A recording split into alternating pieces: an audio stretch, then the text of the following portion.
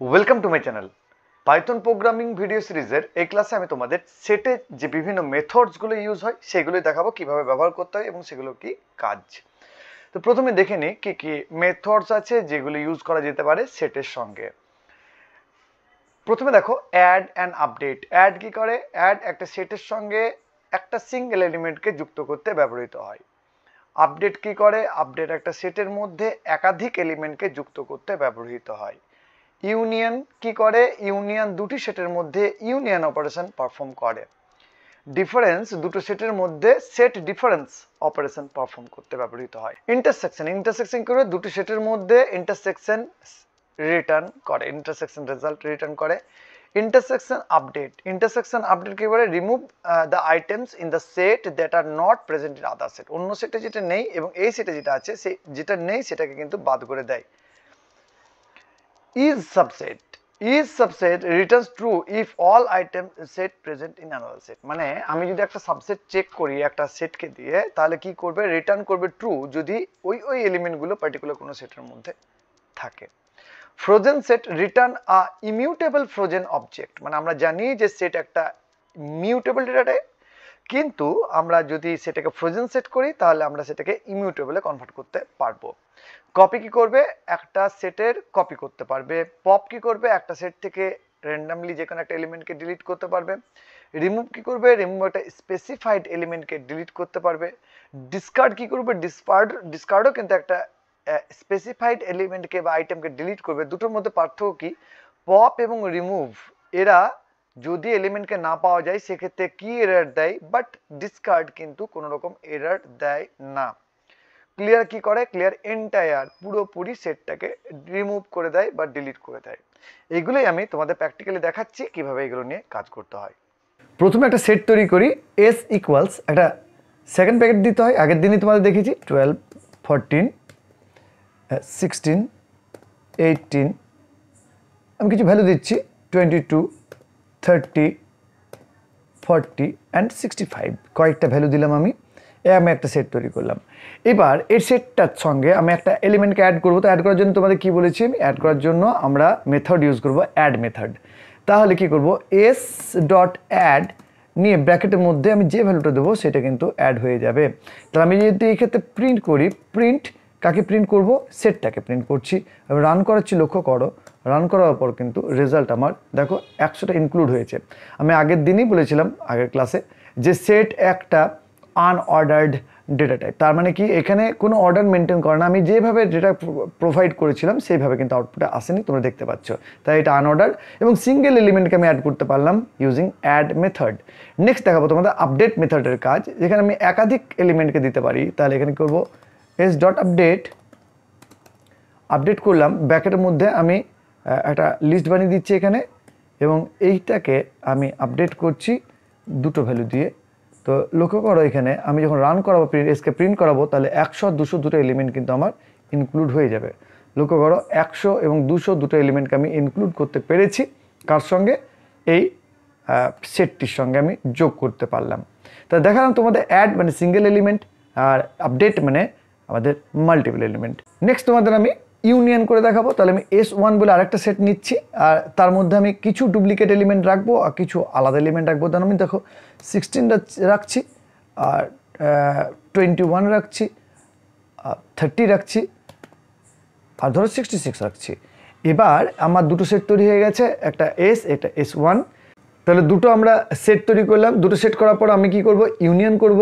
তাহলে S dot union, আমি এটাকে স্টোর করে নিচ্ছি একটা ভেরিয়েবলের মধ্যে, যেটাকে আমি প্রিন্ট করাবো। এক্সের মধ্যে স্টোর করছি, x equals to s dot union.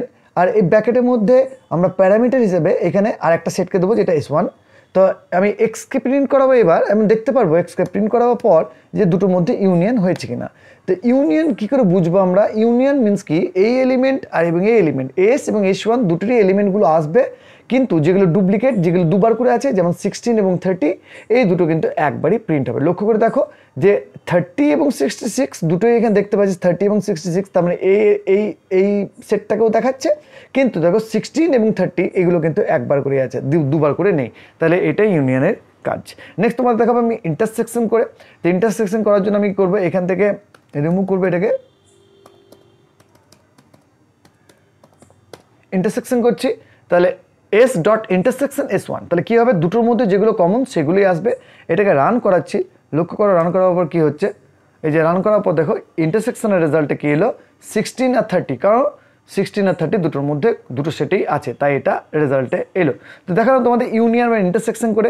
এবার তোমাদের দেখাবো আমি ইন্টারসেকশন আপডেট কীভাবে করতে হয় এবং এটা করার ফলে কী হচ্ছে। তো ইন্টারসেকশন অলরেডি করেছি আমি, এখানে করছি আপডেট, ইন্টারসেকশন আপডেট S1, তো S dot intersection update S1। এবার যদি রান করাই তাহলে কি হবে, এসকে আমি এক্সকে প্রিন্ট করাচ্ছি, এই ক্ষেত্রে কিন্তু বাকি যেগুলো দুটোর মধ্যে কমন সেগুলোই থাকবে, বাকিগুলো সব রিমুভ হয়ে যাচ্ছে। লক্ষ্য করো আমি যদি এক্সকে প্রিন্ট করাই তাহলে দেখো নান প্রিন্ট করছে, কারণ এক্সের মধ্যে তো কিছু আসবে না। তাহলে আমাকে ইন্টারসেকশনের সময় কী করতে হবে, ইন্টারসেকশনের সময় আমাকে এস ডট ইন্টারসেকশন করলাম। এবার যদি আমি এসকে প্রিন্ট করাই তাহলে দেখো ইন্টারসেকশনের রেজাল্টটা তুমি দেখতে পারবে।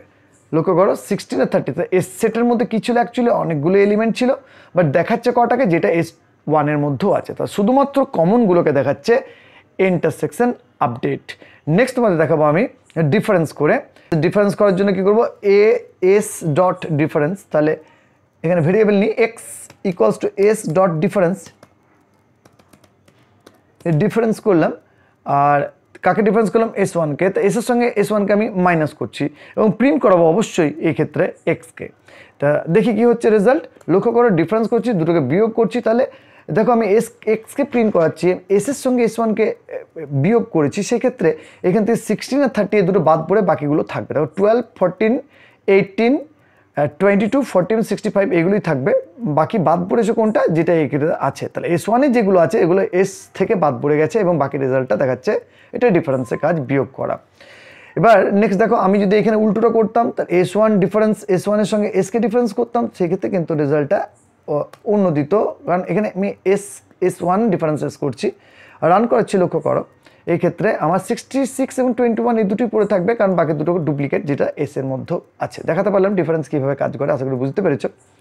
এবার নেক্সট তোমাদের দেখাবো আমি যে ডিফারেন্স আপডেট নিয়ে কীভাবে কাজ করতে হয়। তাহলে এখানে যা আছে তাই থাক, ডিফারেন্স, এখানে লিখবো আপডেট, ডিফারেন্স আপডেট এস, এবং আমি এক্সকে যদি প্রিন্ট করাই এই মুহূর্তে তাহলে কি প্রিন্ট হবে, লক্ষ্য করো ডিফারেন্স আপডেট করলে কি হলো, নান প্রিন্ট করছে। আমি যেহেতু এক্সের মধ্যে করেছি তো এক্সকে আমি রাখবো না, তো ডিফারেন্স আপডেটের ক্ষেত্রে এক্সকে রাখার কোনো প্রয়োজন নেই। আমি এখান থেকে এক্স, আমি ডিফারেন্স এখান থেকে আমি আবার এস আর S1 করে দিচ্ছি আগের মতো।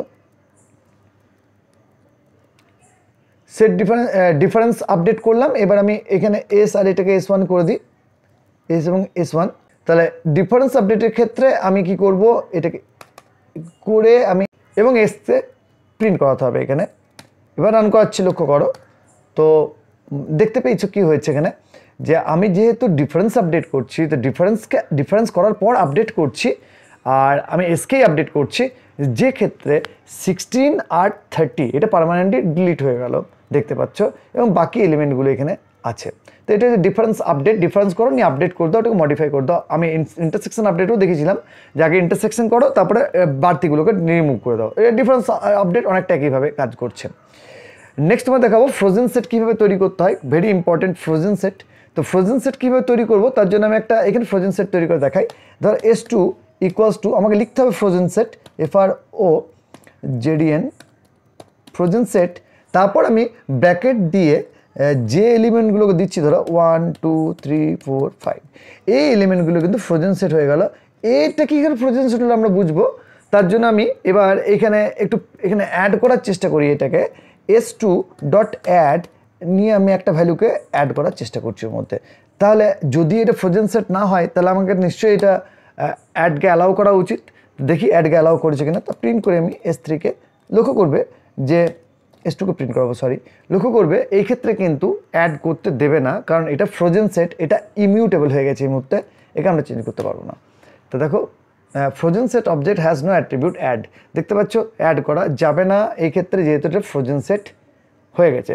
কিন্তু যদি সিম্পল সেট হতো তাহলে কিন্তু এটা অ্যাড করা যেত। দেখো সিম্পলি আমি এটা সেটে কনভার্ট করছি, S2 ইকুয়ালস টু সেট, এবার আমি অ্যাড করলাম, রান করেছি, কোনো প্রবলেম নেই, আমার S2 রান করবে, যেটা ফ্রোজেন সেট নয়, নর্মাল সেট। কিন্তু যখন আমরা ফ্রোজেন সেট করে দিচ্ছি তখন কিন্তু এটা ইমিউটেবল হয়ে যাচ্ছে, সিম্পল একবারেই। নেক্সট তোমাদের কপি করে দেখাবো আমি। তো আমি ধরো এর মধ্যে s2 equals to s dot copy করলাম, এস ডট কপি। এবার আমি যদি s2 কে রান করাই তাহলে লক্ষ্য করো আমার এসটাই আসবে।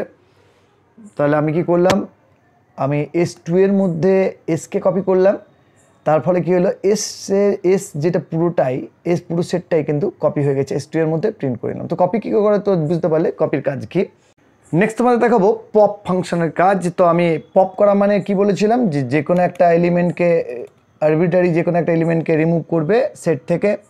তো আমি পপ করব, তো এস ডট পপ, লক্ষ্য করো এস ডট পপ করলাম, নিয়ে এসকে আমি প্রিন্ট করছি, দুটোকে রিমুভ করছি, এই মুহূর্তে দরকার নেই আমার। তো আমি এটাকেও রিমুভ করছি। এস ডট পপ কী হবে, এস থেকে একটা এলিমেন্টকে রিমুভ করবে, কিন্তু লাস্টেরটাকে রিমুভ করবে। লক্ষ্য করো, রান করালাম, ইয়েস 65কেই রিমুভ করেছে। এবারে পপ ছাড়া আমি কি করতে পারি, পপ ছাড়া আমি রিমুভ ইউজ করতে পারি। তাহলে এস ডট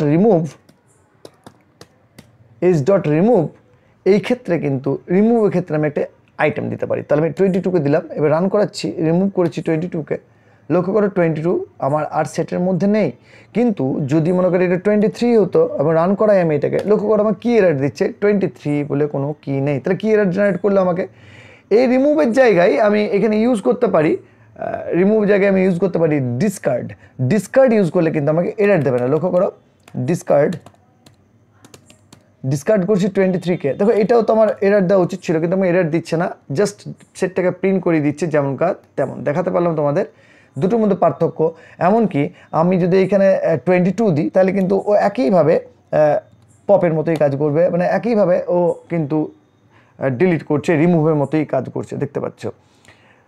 পপের ক্ষেত্রেও কিন্তু একইভাবে যদি আমি এখানে পপ করি এবং পপ করলাম এবং এখানে আমার কোনো এলিমেন্টই না থাকে, সেই ক্ষেত্রে আমি এটা কেটে রাখছি, তোমাদের দেখাচ্ছি, জাস্ট ব্ল্যাঙ্ক সেট করে দেখাচ্ছি তোমাদের।